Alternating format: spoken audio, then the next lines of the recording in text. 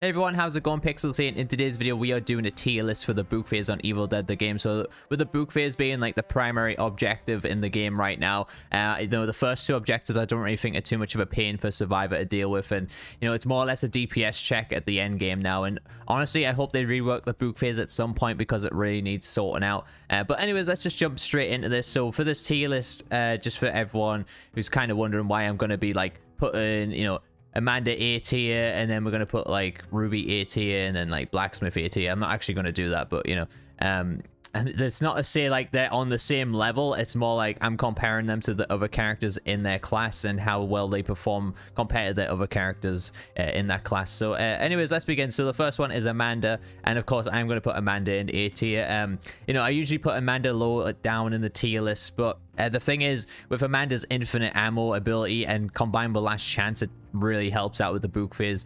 Doing a lot of damage to possessed units, etc. She just offers quite a lot at the book phase, dealing that damage, and it's the more important damage there, and she definitely belongs in A tier for that. Okay, for the next one is David. David is probably one of the best supports at the book phase because of his Beacon of Hope ability and his damage reduction from drinking a cola. So for me, I think he belongs in A tier, honestly. He's not a great support throughout the entire game, but he really does shine at this phase, and I believe he belongs in A tier compared to the other support characters in the game. So the next one is Mia. Mia's actually pretty good at the book phase as well. She doesn't really get her damage buff that much because her fear level won't rise, but you can activate her ability to get a damage buff as well. I think she probably will go A tier as well, mainly because of her bleed damage. So, hitting a heavy on the boss unit or the possessed units there, it'll definitely drain the health a lot faster with Mia. So she definitely belongs there, especially if you're running like a two-handed weapon mastery with a lumberjack axe. She's really, really good for that, for the book phase as well. So the next one is Hunter Ash. Hunter Ash is going to go S tier straight away. The dude can obviously just sit back with his double barrel, just keep popping off shots and hitting the balance bar with a double barrel mastery. And then not only that, but he has his exorcism as well, and timed right, his exorcism on the basic units can really hinder the demon against the Necronomicon as well. So he's a great defense against that. The next one is Ed Getley. Ed Getley doesn't really bring anything to the book, unfortunately, other than being a hunter. Of course, he can do some hunter damage there. But I'm honestly going to put him in C tier. He's pretty bad to defend the book with. Like I said, obviously he has the chance to give the survivors better weapons for the book phase if you want to factor in the RNG here. There's just too many variables, unfortunately, with this guy. And for me, I like to set out from the start of the game and not have to worry about if I'm going to get good RNG or not with the certain characters. So he is a hunter, so he can do decent at the book phase, but with his abilities and looking at them, it doesn't really bring much to the table compared to like Amanda. So if you run Last Chance with Amanda, run a Last Chance with Ed Getley, you're probably going to be performing a lot better with Amanda there at the book phase as well. So Kelly's going to go B tier, primarily because of her bleed damage. So her bleed damage, hitting the boss units, hitting the possessed units, draining their health down a little bit as well is really good. And not only that, but she can help out with some melee combat scenarios that is required at the book phase as well. So she does shine a little bit at the book phase. Like I said, Hunter Ash, he performs better than all the other hunters, and then Amanda definitely belongs there as well in A tier or around the low S tier range because of how much damage she can pull on the possessed units. So the next one is Annie.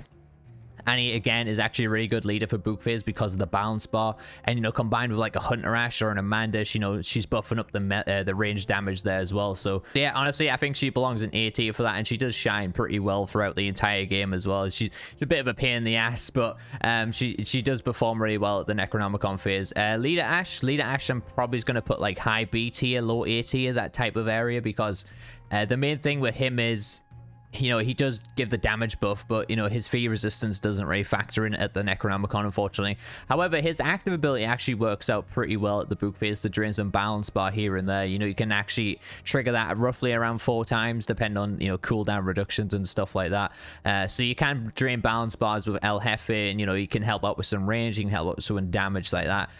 But because he has the fear resistance on his aura, that doesn't really factor in much at the Necronomicon phase. But it's not saying that he's a terrible survivor, but at the Necronomicon phase, because he can obviously pull it off, it's more so like you can't really be doing finishes during the Necronomicon phase to get his aura buff either, which, you know, for me, sadly brings him down on this. Lord Arthur, I'm going to put A tier as well. So the reason we'll put Lord Alpha in AT is because he's just primary health damage, you know, primary melee damage, just being able to do a lot more damage to the possessed units and the boss units and whatnot. You know, he's pretty self-explanatory, really.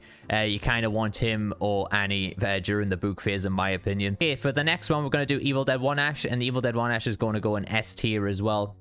You know, compared to the other supports, Evil Dead 1 Ash is the best performance support in the book phase scenario on the game, and the reason why is obviously he can hit the heavy attacks and he can heal the team in the process of that as well. Obviously he doesn't do so well against Necromancer, where maybe a Pablo would shine a little bit more, you know, because of the heal block ability that Evil Ash has on his kit. But for the rest of them, he shines really well. You know, like I said, a Pablo will work probably better against a Necromancer because of the shield counteracting the heal block, but you know, he's there to do the damage as well. Not only that, but he can pull back and do some headshots on the possessed units, so that way the hunters can do more damage to them, and, you know, including the boss units as well. So yeah, for me, support Ash definitely belongs in S tier. Okay, so we're going to move on to Cheryl. So Cheryl, I'm going to probably put in C tier.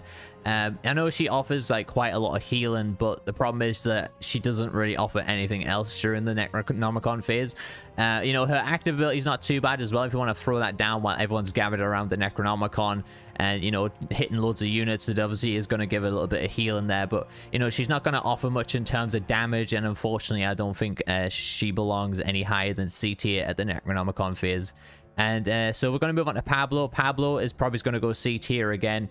The reason being is, you know, he's good for throwing out the amulets and stuff like that, but again, melee wise and helping with damage to defend the Necronomicon, he's not great for that at all. And so sadly I've got to put my guy in C tier. So the next one is Army of Darkness Ash. So this is probably one of my most played characters, if not my most played character in the game. And whilst I feel like I can perform really well with him at the book phase as well, you know, he is great for dealing with possessions and boss units as well. If you design him right, of course. Like I said, I do have, like, I've been doing some book phase builds with this guy on my channel as well. So he's a really difficult choice, and we might have to come back to him. I don't know. I can't really decide. You know, compared to Henry and Scotty and Mia, I don't know if he does as well as Scotty and Mia, because, you know, with Scotty and Mia, they offer a lot more damage, and, you know, with Scotty, he also offers crowd control because of his other ability that you know, hits the targets in range for 13% of damage. So with the right build, you know, for me, he would be S tier because of the right build. However, you know, factoring his kit and what he has to offer, I probably have to put him around high B tier. And it pains me to say, you know, Army of Darkness Ash is, like, if not the best survivor in the game. But, like, you know, coming to the book phase here, compared to the other warriors, I just don't think he really offers much. You know, he has the damage reduction on his potion. He has the damage dealt on his potion as well. But this only lasts 20 seconds, and then it goes on like a 80-second cooldown, depending on, of course, how you have the cooldown adjusted on his build. But like I said, it all depends on what build you're running. You know, if you're running my build all the time, you probably think that he is S tier at the book. But honestly, like I said, with looking at his kit, he doesn't shine that well at book phase compared to the other warriors, of course. And it's not saying that he's a terrible choice. I just think, you know, with the character, the way he's designed is more to do finishes and obviously stacking up health and trying to survive here. But if you're going to go for damage wise, I definitely think like Scotty or me is much better to defend the Necronomicon. So we're going to move on to Henry. Henry, I'm going to put probably like low A tier. So Henry's good mainly because of his ability not being able to take any damage, so he can just, you know, jump into a crowd of deadites that are all swarmed around the Necronomicon and just start swinging like a crazy madman, and he can do a lot of damage that way as well. So he's pretty good at the book phase compared to Army of Darkness Ash for sure. Like I said, I think Mia and Scotty will shine a lot more than Henry though, because again of the damage aspect there. Okay, for the next one is Scotty. So Scotty, I am gonna put in S tier. You know, he has Lumberjack Axe Mastery, and like I said, he has great crowd control, and he will not take 2 seconds to take down a possessed unit. Like, he is really good for that.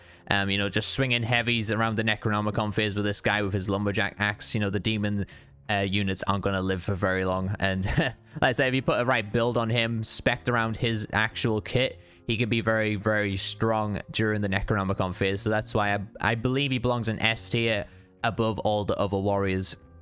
Okay, so the next one is Blacksmiths. Blacksmith's actually not that bad for book phase. I'm probably going to put him B tier. I think he performs better than Cheryl and Pablo, primarily because of his amulet damage. So obviously he can give an amulet damage buff of 15%, and not only that, but then he can help out with melee combat too. So I think he works really good for the Necronomicon phase too. In comparison to the other supports on the tier list, he definitely belongs probably low B tier.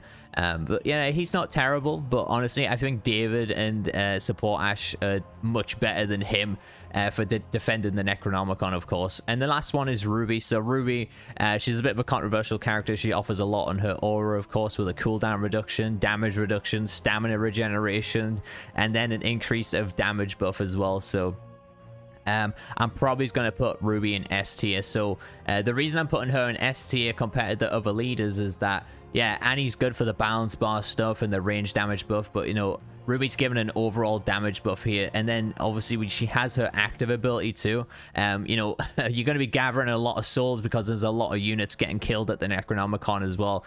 So if you activate her ability, you know, this can go for quite a long time during the Necronomicon phase.